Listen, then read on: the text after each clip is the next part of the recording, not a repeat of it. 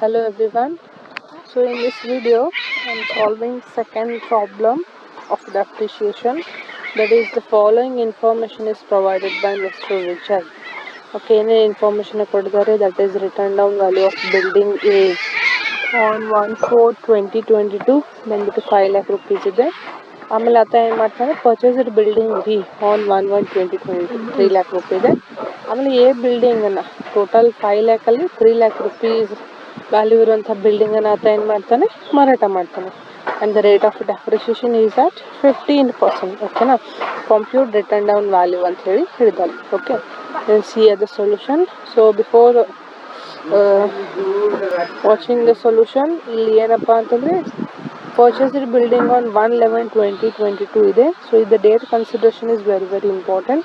ಯಾಕಪ್ಪ ಅಂದರೆ 180 ಡೇಸ್ಗಿಂತ ಕಡಿಮೆ ನಾವು ಯೂಸ್ ಮಾಡಿದರೆ ಅದು 50% ಅಂತ ಹೇಳಿ ಡೆಪ್ರಿಷಿಯೇಷನ್ ಕನ್ಸಿಡರ್ ಆಗುತ್ತೆ. ಓಕೆನಾ, then see here solution. Computation of depreciation and written down value, that is particulars ಮತ್ತು ಅಮೌಂಟ್ ಇದೆ. Block of assets, that is building purchase ಮಾಡಿದ್ದಾನೆ ಅವನು. So building written down value of building a on 1/4/2022 5 lakh rupees ಇದೆ. ಆತ ಮತ್ತೆ new ಬಿಲ್ಡಿಂಗನ್ನು 3 lakh rupeesಗೆ purchase ಮಾಡಿದ್ದಾನೆ. ಸೊ ಟೋಟಲ್ ವ್ಯಾಲ್ಯೂ ಎಷ್ಟಾಯಿತು, 8 lakh rupees. ಇನ್ನು ಎ ಬಿಲ್ಡಿಂಗಲ್ಲಿ 3 lakh rupeeನ ಸೇಲ್ ಮಾಡಿದ್ದಾನೆ. ಸೇಲ್ ಮಾಡಿದರೆ ಲೆಸ್ ಮಾಡ್ತೀವಿ, ಪರ್ಚೇಸ್ ಮಾಡಿದರೆ ಆ್ಯಡ್ ಮಾಡ್ತೀವಿ.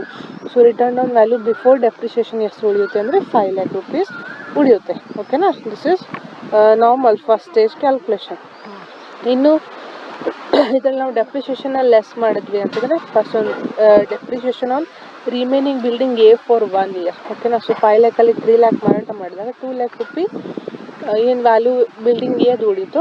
ಅದ್ರ ಮೇಲೆ ಏನಪ್ಪ ಅಂದರೆ ಅದು ಕಂಪ್ಲೀಟ್ ಇಯರ್ ಇರೋದ್ರಿಂದ 2 lakh ಮೇಲೆ 15% ಕ್ಯಾಲ್ಕುಲೇಟ್ ಮಾಡ್ತೀವಿ. We get the depreciation as ₹30,000. ಓಕೆನಾ, ಇನ್ನು depreciation on depreciation of building be at 50% ಅಂತ ಹೇಳಿದ್ದಾರೆ. ಯಾಕೆಂತಂದರೆ ಇದನ್ನು 1/11ಗೆ ನಾವು ಪರ್ಚೇಸ್ ಮಾಡಿದ್ವಿ. ಆಮೇಲೆ 31st ಮಾರ್ಚ್ಗೆ ಇದರ ಫೈನಾನ್ಷಿಯಲ್ ಇಯರ್ ಕಂಪ್ಲೀಟ್ ಆಗುತ್ತೆ. ಸೊ ದಾಟ್ಸ್ ವೈ ಬಿಲ್ಡಿಂಗ್ ಬಿನ ವ್ಯಾಲ್ಯೂ ಎಷ್ಟಿದೆ, 3 lakh rupees ಇದೆ. ಅದರ ಮೇಲೆ 15% ಮತ್ತು 50% ಕ್ಯಾಲ್ಕುಲೇಟ್ ಮಾಡಿದರೆ ವಿ ಗೆಟ್ ದ ವ್ಯಾಲ್ಯೂ 22,500. ಓಕೆನಾ, ನೀವು return on value before depreciation 5 lakhಲ್ಲಿ ಎರಡು ಡೆಪ್ರಿಷಿಯೇಷನ್ ವ್ಯಾಲ್ಯೂ 52,500 ನಾವು ಲೆಸ್ ಮಾಡಿದರೆ here we get the value that is 4,47,500 ಏನಪ್ಪ ಅಂದರೆ ರಿಟರ್ನ್ ಡೌನ್ ವ್ಯಾಲ್ಯೂ ನಮಗೆ ಸಿಗುತ್ತೆ. Okay, so this is what solution for this problem.